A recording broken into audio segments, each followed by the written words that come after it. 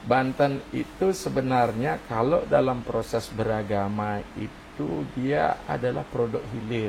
Tata keyakinan, tata nilai, tata pikir, tata laku, baru jadi tata sarana. Jadi Banten itu ya tata sarana. Bagaimana untuk dana punya ini perlu kita bahas. Jadi agama ini tidak hanya matematika, Niko. Konsep penyederhanaan itu Tidak ada. tidak ada. Yang ada paket sederhana ada.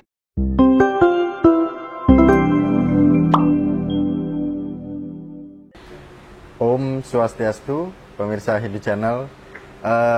Diskusi kita soroti terkait dengan di Bali, bahkan sebenarnya tidak hanya di Bali ya, di luar Bali juga banyak yang mendiskusikan tentang bahasa enaknya itu penyederhanaan sesaji atau Banten. Terkesan bahwa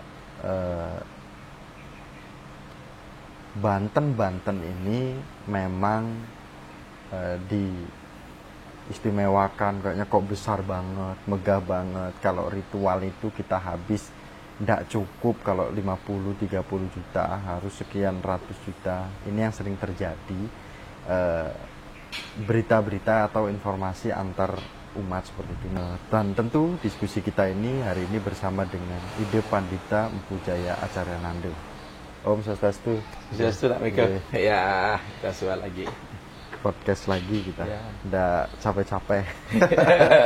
Yeah. Karena hausnya umat Hindu untuk Yeah. mendapatkan penjelasan tentang Yeah. literasi-literasi Hindu. Ide tadi seperti pengantar bahwa Banten kita umat Hindu itu terlalu besar, terlalu megah, dan bahkan membuat umat Hindu itu semakin ekonomi menurun karena Banten, karena sesaji. Ya. Monggo. Ya.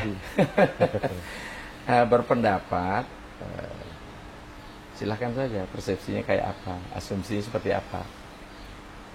Saya tidak dalam kapasitas menjustis, saya akan coba memberikan pencerah di tengah-tengah. Nanti silahkan Anda memilih. Bagi umat yang cerdas, dia tidak harus didoktrin, dia harus memilih. Nah, mari kita katakan apa sih Banten itu? Seperti saya sudah jelaskan pada podcast sebelumnya, Nak Miko, bahwa agama itu adalah sebuah sistem dan sebuah tatanan. Memang sudah ada tatanan, ada tuntunan, ada tontonan. Hanya sekarang dipermasalahkan mampu tidak menjawab tuntutan dan tantangan zaman gitu ya Pak Epti, jadinya Nak Miko ya. Nah, pemirsa Hindu Channel dimanapun berada, Banten itu sebenarnya kalau dalam proses beragama itu dia adalah produk hilir. Ya, dari sebuah tata keyakinan, tata nilai, tata pikir, tata laku, baru jadi tata sarana. Jadi Banten itu ya tata sarana. Nah, maka di sini dalam bahasa dia menjadi niasa, dia menjadi yantra. Itu satu benda yang memiliki kekuatan rohani atau energi kesucian yang memang mengharmoniskan alam. Nah, bagaimanapun kita kadari bersama, ketika kita bicara energi, kita bicara masalah benda, Nak Miko. Ya, kan setiap benda ada energinya. Nah, ini penting, maka ini polanya memang agak dinamis. Kita jujur aja dinamisme sebenarnya. Dia adalah konsep magi. Kalau kita bermagirian dalam konsep antropologi, agama arkeo yaitu atau agama primitif dibilang oleh saudara sebelah, ya silahkan. Robert Bellah mengatakan pola beragama begini-begini, ya oke. Maka di situ terjadi materialisasi spirit dan nilai dan ide ketuhanan. Oke, kita sepakat dulu apa itu Banten. Ya, materialisasi spirit, nilai dan ideologi dari ketuhanan. Tadi itu yang widiwasa. Nah, ketika dia materialisasi, unsur-unsurnya pasti ada molekul dan atom yang paling kecil ya Nak Miko. Di dalam atom itu ada elektron, ada proton, ada neutron. Ya. Kadang-kadang gempuran yang elektron itu lebih hebat dari proton. Jangan-jangan yang sering bilang elektron yang negatif tidak pernah berupacara. Ya tidak. Sementara yang berupacara nggak pernah menganggap itu adalah negatif, pemborosan. Kalau dia menganggap negatif berarti nggak ada loh upacara besar. Oke, Nak Miko. Oke. Mohon maaf ini. Iya nggak? Nah tugas kita adalah menetralkan, menseimbangkan. Hanya kan kita tidak boleh membabi buta, Nak Miko, membuat ritual. Itu sering keluar daerah, bahkan kemarin di buminya Miko di Lampung. Di Lampung. Ketika ada upacara Nawa Gempa yang di Wirata di Lampung Tengah, itu sudah sampaikan. Upacaranya Nawa Gempa nggak sebesar apa yang Anda harapkan. Ada yang paling prinsip. Jangan sampai ide dianggap membesarkan ritual di daerah rantau. Ini loh prinsip substansi dasarnya di sini. Termasuk panjenengan, masih kita ingat Romo Swecodarmo di Banarjaya, ketika ada semacam satu mohonlah wangsit di Pura Dalam di situ. Memang upacaranya minta kerbau. Itu kesepakatan masyarakat. Makanya saya begini, Ida jangan khawatir, Ida kami akan melaksanakan upacara selain inti dasar di mana mati salaulah pati banyak di Lampung Tengah itu. Kami ingin melakukan upacara menggunakan kerbau itu. Dana kami udah siap. Nih, saya masuk Lampung 2012 ke Ramadewa. Ramadewa. Ramadewa 2012. Sebelum dia sempat masuk sebelumnya juga, lupa saya tahun 2010 mungkin. Pas upacara di Pusat. Justru saudara-saudara etnis Jawa yang non-Hindu heran dengan kita. Ke orang Bali melakukan ritual begitu besar, habis itu dia bisa beli sawah. Jadi upacara memiskinkan itu boleh kita katakan hanya sekedar opini. Upacara mana yang memiskinkan? Nah sekarang kita bahas ini dulu. Tidak semua. Tidak semua. Betul. Bagaimana kalau kita melihat upacara besakeh yang begitu besar? Di situ ada siklus ekonomi yang berputar loh, Nak Miko. Nih, ekonomi kerakyat kita hidup.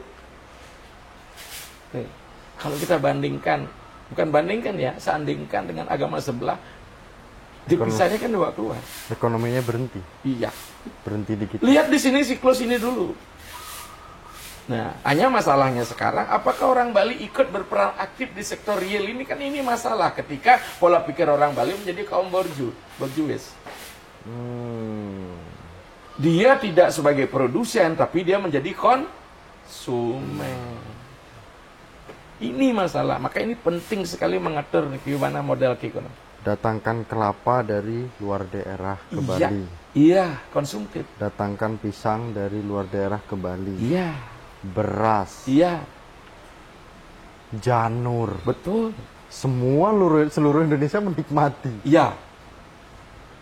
Jadi siklus ekonomi kan. Nah sekarang balik. Ketika proses materialisasi ini kita harus cerdas bermain.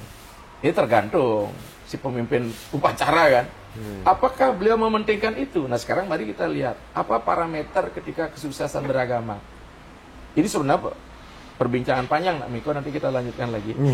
Nggak bisa nih waktu 1 jam dan sebagainya, siap, karena itu panjang banget nih. Bagaimana penggunaan uang untuk yadnya, bagaimana untuk dana punya ini perlu kita bahas. Ya, komputasinya ini berapa persen semuanya kita untuk yadnya. Yadnya ini seperti apa yang terkait dengan ritual apa tidak. Makanya kita mulai berpikir keseimbangan untuk kita ajak umat kita. Maka dalam konsep Dharma Siddhartha, ya, tentu ini kan tidak tuntas, Nak Miko. Nah, karena waktu dan ide sudah. Bisa dijelaskan bahwa ada 5 komponen yang menyebabkan kita sukses melaksanakan Dharma. Dharma Siddhartha namanya. Siddhi kan kesuksesan, Siddha, Artha tujuan, Dharma, sukses melaksanakan Dharma. 1 adalah Iksa. Iksa ini menyangkut hakikat. Untuk apa sih kita berupacara? Ini dulu. Nah, hakikat ini harus ditunjang, ditopang oleh daya dukung modal. Disebut sakti. Apa modal Anda? Bukan hanya uang. Anda punya waktu nggak? Ya. Kemudian Anda punya masa nggak? Kalau saya sendiri, waktu saya pendek, masa saya sedikit, maka saya nggak usah membuat upacara besar.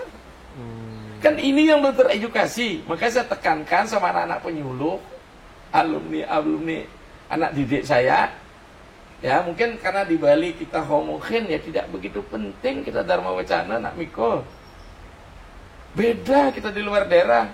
Kalau saya di sini diundang, beberapa kecuali mereka ngaben masal baru mereka hadir semua. Kalau hanya untuk membicarakan strategi, saya tidak sebutkan desa mana, yang diundang 450, yang datang itu 200, ada 250 kursi kosong. Kalau kita di luar daerah, penuh. Waduh, bukan penuh, melampaui, meluber. Kemarin di Kendari dengan mangku-mangku sesutra diundang 250, yang hadir 600-an. Ya. Jadi psikologi orang di rantau akan kebutuhan mereka tentang pengetahuan agama menjadi sangat penting karena mereka berhadapan dengan umat lain. Makanya saya dengan Pak Giri kemarin datang mungkin bilang, kita bicara masalah ini gimana pemertahanan Hindu di Bali sebagai pemegang modal aktif. Ini yang penting, strategi ini kayak apa. Dan sekarang kan bisa menggunakan regulasi. Maka agama tidak hadir hanya sebuah kesadaran, tidak ada sebuah paksaan sehingga menjadi kebutuhan. Itu nak Miko. Ini menjadi sangat penting sekali. Oke, kita puja tulisan dia nggak konsisten, di Bali kita melihat kelemahannya. Tapi kita sudah mesaiban, tapi semua ambil oleh para wanita. Laki-lakinya. Nah, oke lanjut.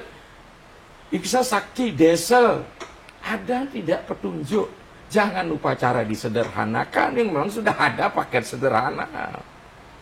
Sampai nak Miko dengan pakaian saat ini. Kalau sekarang disederhana, dipotong lengannya, baju apa namanya? Sudah ada rompi kok. Ini nak Miko. Jadi nggak usah disederhanakan karena paketnya sudah ada paket sederhana. Maka kanista atau alit madya utama, pilih ini. Saya pun sarankan beberapa desa adat di Bali, kalau kurang dari 400 jangan menggunakan upacara kerbau. Tuh. Kemarin aja nak Miko saya di Bali Sadar Utara, saudara saya, ya. Dananya cuma 150. Dia minta kambing, upacara wedus, upacara carunya. Saya tahu kalau di Bali itu upacara wedus hampir 200-300 lah. You punya uang nggak sekian? Tapi kembali karena itu tidak hanya hitung-hitungan matematika di kuantitas, ya kualitas. Tenang saja itu. Jalan acara, ritualnya benar, tata caranya, anjing saja tidak ada yang bertengkar. Tenang nak Miko. Sampai dia bingung, kenapa kok saya sedang potong babi, ada buangan tulang, nggak pernah direbut oleh anjing, nggak ada yang ribut, tidak. Inilah kita bergama magi. Ada energi yang kita mainkan sehingga dia seimbang. Nah begitu pulang, karena dia merasa saya tahu uangnya sedikit, saya datang ke sana disponsor oleh orang, bukan dia yang punya gawe yang ngongkosi saya. Begitu pulang saya melihat, takut kan.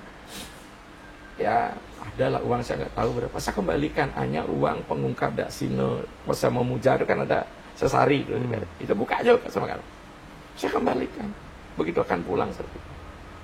Jadi kita kerja gotong royong. Akhirnya saya kemarin sempat ke Luwo, saya cerita sedikit, saya ke Luwo, saya ketemu dengan kepala desa di situ di Bali Sadar Utara. Kalau di bandara saya ketemu, gimana kerja kemarin? Keluarkan duit nggak lagi? Tidak ada saldo, lagi 40 juta. Wow. Makanya benar sekali di dalam Bhagavad Gita. Ananias cinta yang tumam yejana perupa sate tesam nitam yuktamam yogi kesemam bajameham. Barang siapa yang memikirkan aku selalu, merenungkan aku, akan kuberikan apa yang mereka tidak punya dan akan kulindungi apa yang mereka miliki. Jadi agama ini tidak hanya matematika, Miko. Baru hanya memikirkan dan merenungkan sudah dijaga dan sudah diberikan. Apalagi kita Apalagi makanya kita paradigma berpikir yang bersifat sekuler ini nggak bisa dibawa masuk ke agama. Prinsip dasarnya.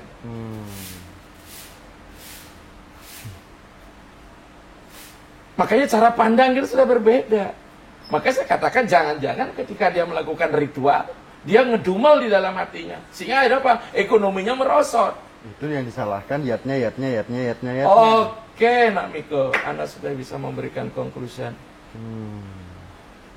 Ya, tetapi kalau ada kepentingan bisnis di situ, saya sering buat joke, pemimpin jadi pemempen, memasukkan ke kantong, pengurus jadi penguras, itu yang nggak bener.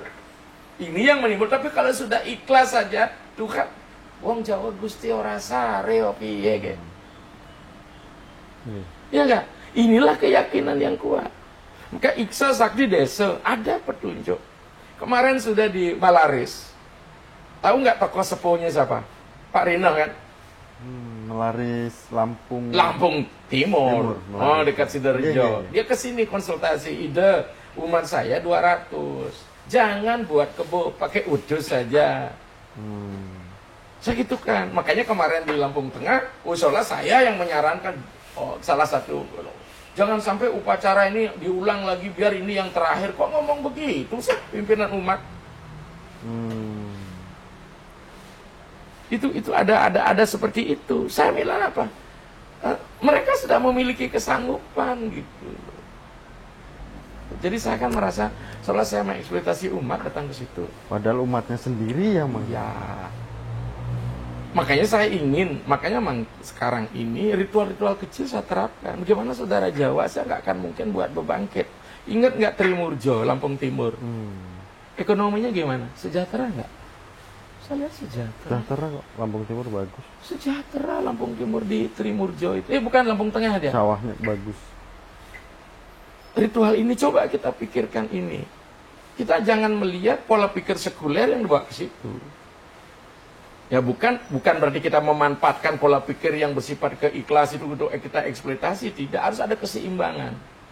Artinya bahwa ampura nih dipotong, bahwa konsep penyederhanaan itu tidak ada. Yang ada paket sederhana ada. Yang ada proses dari paket sederhana, artinya yang Iya. Nah, hanya masalahnya sekarang kan gitu. Ini kan ada kepentingan pihak tertentu yang memanfaatkan. Ya, yang dilihat akhirnya atasnya terus, yang kelihatan besar terus. Iya. Padahal yang besar itu adalah umat yang sudah ikhlas, umat yang sudah sesuai dengan kemampuannya. Iya. Nah sekarang, walaupun kita tahu di proses materialisasi spirit, ide dan nilai ketuhanan itu ada positif, negatif, memang ada yang memanfaatkan untuk itu.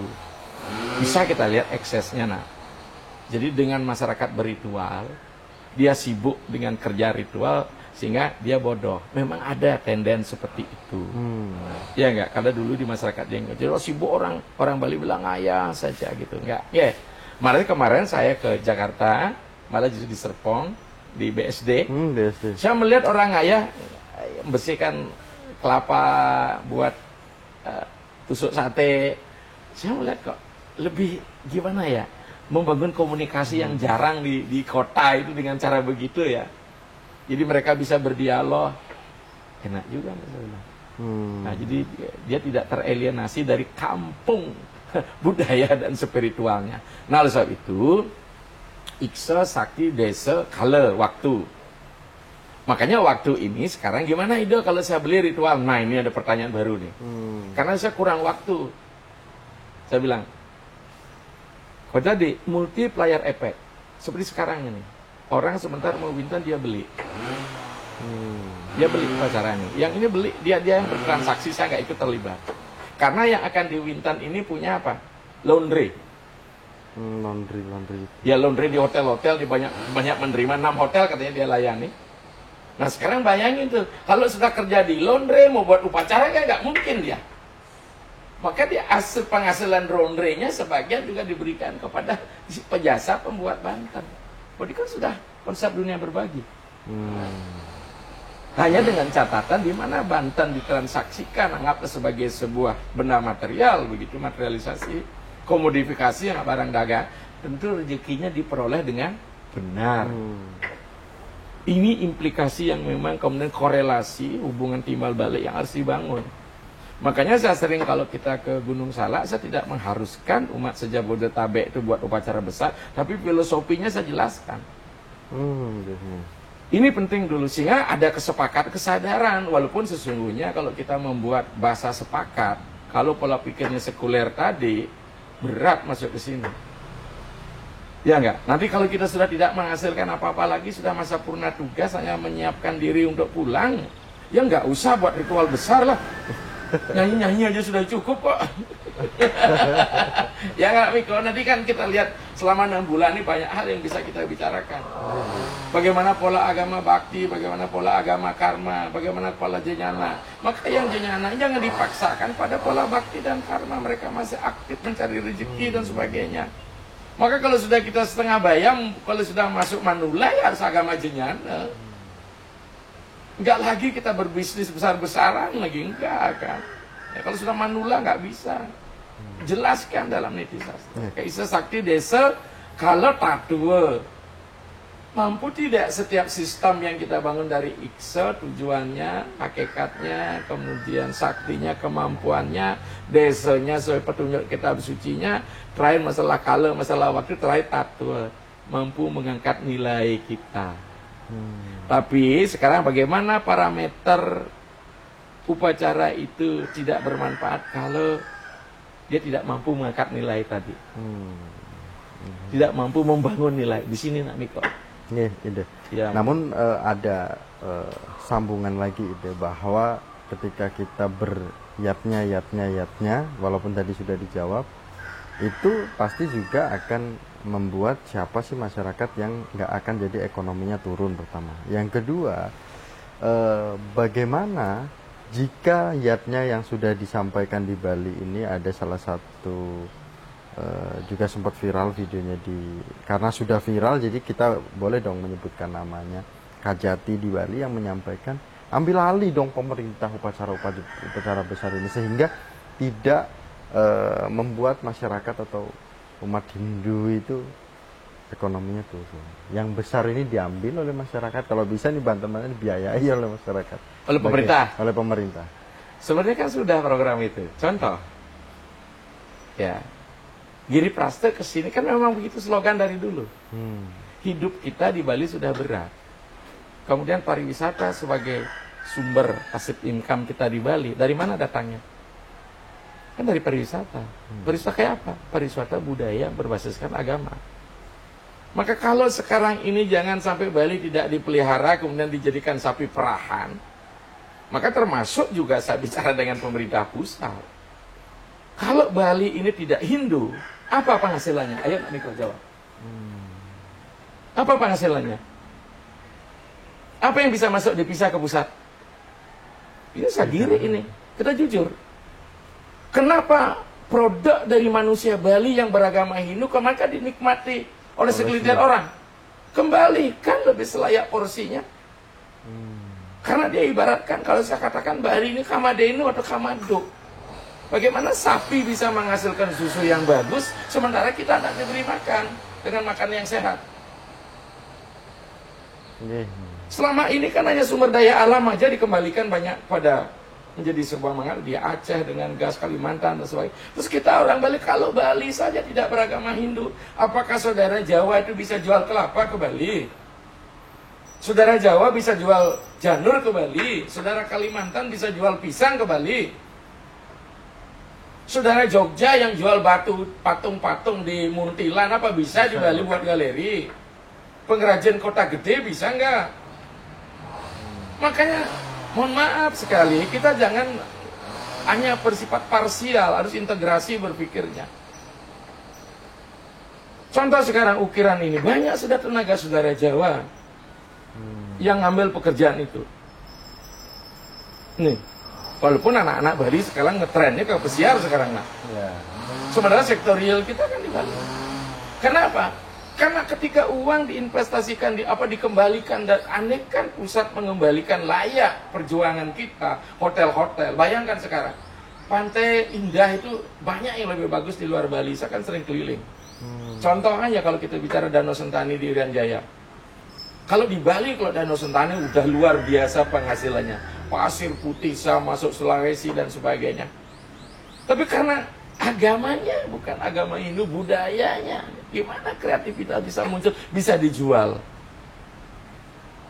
Makanya multiplier efek dari agama Hindu itu penting. Nah, ini penting sekali ini. Makanya kalau sekarang apa yang dikatakan Pak Ketut, kalau memang begitu saya tidak utuh ya Pak Ketut Sumedana, kita buka aja di sini nama beliau. Kalau yang dibiayai pemerintah itu setuju, itulah kata Pak Giri Praste. Pembangunan pura dia ambil alih. Karena orang Bali itu sudah kosnya tinggi untuk hidup sebagai orang Bali loh Nak Miko. Belum lagi dia punya pura keluarga kayak saya, belum pura Kayangan 3, belum pura Sad Kayang dan Kayangan. Makanya sekarang biaya-biaya pura Besakih itu diambil oleh pemerintah. Tentu penghasilan dana punya juga ada, sampai miliaran loh dana punya. Sama dengan saudara kita di Sulawesi Tengah misalnya di Palu, di Parigi. Bisa 30 juta dapat dana punya setiap purnama tilam. Ya. Jadi sudah mulai kesadaran ini, maka ke depan ini kita akan bahas berapa komposisi ya enggak dana yang digunakan untuk ini, untuk ini, untuk ini. Kalau di Jakarta nggak bisa buat ritual yang besar sejak Jabodetabek dan di mana, dana punyanya ditingkatkan, ininya nggak, karena ini tidak menjadi maskot untuk bisa dinikmati. Nah sekarang kita lihat Pak Niko, kita buka kartu aja.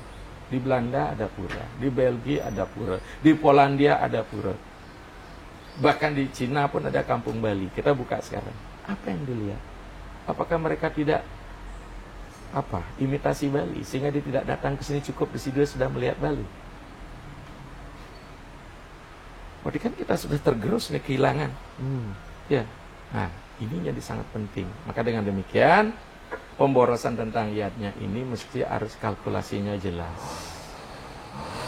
Saya pun tidak menampik memang ada ritual yang mahal. Kenapa? Kembali, ketika pemegang modal simbolik juga memegang modal ekonomi, di situ tidak ada jiwa pencerahan, ya kapitalis. Oke, paham maksudnya? Paham. Siapa kaum kapitalis itu? Makanya saya bekerja sama sekarang. Salah satu ritual sekarang ada di Bukit ya, satu. Mungkin nak bisa hadir. Tak ingin melihat upacara besar, boleh? Boleh. Oke, nanti. Pusatnya tanggal berapa? Jadi tanggal 23 kami Ngaskara. Kemudian tanggal 25 pengutangan. Juni ini Ki? Juni ini persis. Jadi anak bisa melihat itu. Nah, kemudian ada Atma Wedananya. Nah, di sini mulai ya terus terang aja kayak proyek, ada tender lah. Di sini berani sekian, di sini berani sekian. Tapi saya keluar dari itu. Karena saya tidak mau lagi, karena apa? Konsepnya dimaterialisasi citra kedewataan itu akan menghasilkan unsur negatif. Oh, gara-gara ide ngambil proyek dipecat, ide kaya raya, kan ada yang kesan seperti itu. Gara-gara ide ikut tim reklamasi kemarin, ide banyak dapat cuan. Begitu ketika ide keluar dari Parisade, ide juga dapat uang dari tokoh-tokoh Bali, nah, kan banyak yang begitu. Nah, karena apa Pak? Jangan-jangan dia yang memang seperti itu keinginannya, sehingga didalihkan pada diri kita. Karena pernah melakukan itu sehingga didalihkan ke orang. Oke. Analog berpikir kan selalu berada pada dalam dirinya. Nah. Maka dengan demikian, sekarang kita jujur ini, cocok pemerintah yang mengambil. Karena pemerintah sudah dapat penghasilan dari hotel, pajak, dan restoran. Pajak dan restoran ramai di Bali karena ritualnya, karena agama kita hidup. Sekarang yang nanya, berapa penghasilan Prambanan dengan Besakih? Coba deh kita bandingkan. Akan berbeda. Pasti. Akan berbeda, karena dia kita living monumental. Setiap saat ada ritual di Besakih dengan musabo-musabonya. Di sana paling-paling cuman kita di Tawur, itu pun kita dari Bali menyelenggarakan. Kemudian yang kedua, paling tidak hanya di Siwaratri aja. Iya nggak? Ritual lainnya jadilah objek mati. Jadi ini kita harus berpikir seimbang. Nah, demikian juga umat ya dimanapun berada. Ya. Jangan gampang terprovokator. Oh iya. Nah, karena yang kita sebenarnya kecil-kecil, karena kita sudah punya tingkatan iya, ritual. ketingkatan di rumah yang macam begini kan, di rumah macam begini kan kita nggak usah biayai dari pemerintah. Makanya kemarin Giri Kesi saya bilang saya nggak usah dikasih dana, saya bilang begitu, siapa yang memerlukan kasih, sehingga apa merajaan besarnya silahkan dibangun, sehingga mereka enak bersembahyang. Tetapi bukan berarti gratis semua, karena kita sudah diwari, karena kita kan pola bergeser, pola pikir, makanya saya bilang Bali itu di tengah perubahan sosial dari agama agriculture prakteknya, tapi mindset kita agama industri. Begitu agama industri efisien, praktis, ekonomis, kan itu agama dagang itu. Sekian kali bersikir, sekian kali masuk surga, gimana nak Miko? Hukum karma nggak kena, aksi reaksi nggak sama. Oke. Cuman Hindu aksi reaksinya sama, hukum karma. Karma sama dengan pala, tidak bisa diganggu gugat. Makanya astungkare lah kita di Bali. Saya kita lihat, adakah orang Bali tidur di bawah kolong jembatan? Kalau mereka bunuh diri ada apa? Oh, saya justru sekarang lebih tinggi tingkat bunuh diri. Inilah pentingnya pencerahan, bukan karena ritual, karena judi online banyak, narkoba banyak. Nah, itu yang barusan mau Tian tanyakan, bagaimana dengan kasus-kasus bunuh diri yang terjadi di Bali yang menjadi sorotan adalah karena kebutuhan di Bali yang ritual yang begitu besar sehingga berdampak pada keluarga-keluarga seperti itu. Tidak kok. Tuh, hanya masalahnya sekarang kan ibu-ibu yang harus direm. Ritual sekarang hanya anak Miko. Kalau orang menikah di Bali berapa sih ritual? Cuma 12 juta. Pre-wedding berapa? Pesta sewa hotel berapa? Itu pesta. Ya. Yang disalahkan Banten sama budaya sama Hindu. Kan kita bisa. Sekarang udah sedia kok jasa-jasa paket sederhana. Contoh di sini di Gianyar Taman Prakerti. Coba nanti nak ke sana ke Taman Prakerti. Ya, jasa yang memang menyediakan untuk itu. Saya tanggal berapa nanti? Tanggal berapa? 26 Bapak saya memimpin ritual situ. Boleh nak ikut ke saya tak bel? Jadi calon mantan pilih di situ satu apa? Ritualnya dia dapat, pestanya dia dapat. Siap ide. Jadi tak bel nanti kita masuk sana. Nanti boleh wawancara, inilah bagian dari bentuk kemasan ke depan. Walaupun sistem sosialnya akan renggang karena tidak, bayangkan siapa yang diundang sekarang ke rumah untuk buat sesaji, mereka sibuk. Kalau dulu mereka cukup makan, sekarang beli paket loh, susah. Anak-anak TK udah pakai paketan, gimana dia bisa dibayar dengan nasi sesuap kan nggak mungkin. Jadi demikian ya. Inilah pemirsa Hindu Channel bahwa konteks kalimat terkait dengan penyederhanaan yatnya ataupun Banten ataupun ritual itu tidak ada. Karena apa? Diskusi kita pada hari ini tentu di situ sudah jelas kita sudah memiliki tingkatan-tingkatan. Kalau memang kita mampu tingkatan yang pertama, ya kita lakukan tingkatan yang pertama. Kalau nggak mampu yang ketiga, yang keempat bisa. Gitu. Jadi mohon para tokoh-tokoh mungkin yang sering menyampaikan penyederhanaan Banten dan sesaji, mungkin bisa dilihat lagi tingkatan-tingkatannya. Artinya Hindu Channel tidak sama sekali untuk membentrokkan ini, tidak.